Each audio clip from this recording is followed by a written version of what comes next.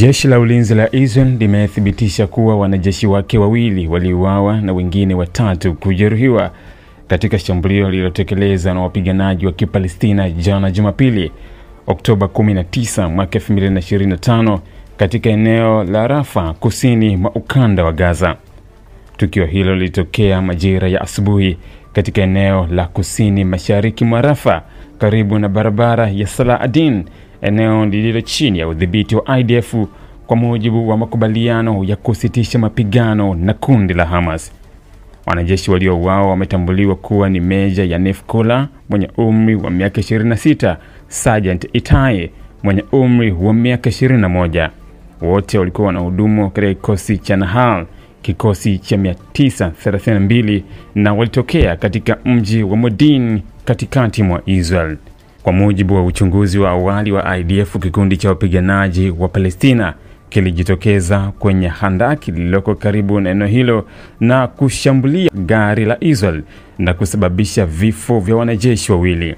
Wakati huo gari jingine lililengwa kwa risasi za mtaani na kuwajeruhi wanajeshi wawili, mmoja wao akiwa katika hali mahututi.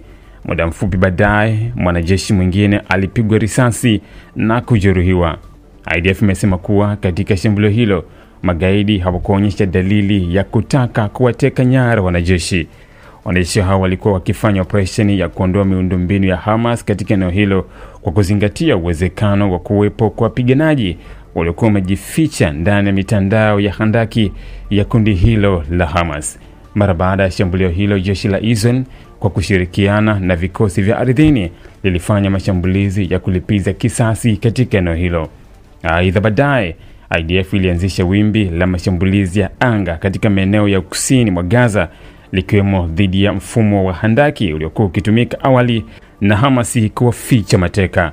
Tukio hili linatokea licha ya kuwepo kwa makubaliano ya kusitisha mapigano na linazidi kuonesha hali tete ya usalama inayoendelea kushuhudiwa katika ukanda wa Gaza. Dubai sasa Kitonga. Safirisha mizigo kwa punguzo la bei, yani dola 350 tu kwa CBM. Ni kwa bidhaa za toy, pochi, viatu na vifaa vya simu. Kilimanjaro Star Cargo, Simba Bahari.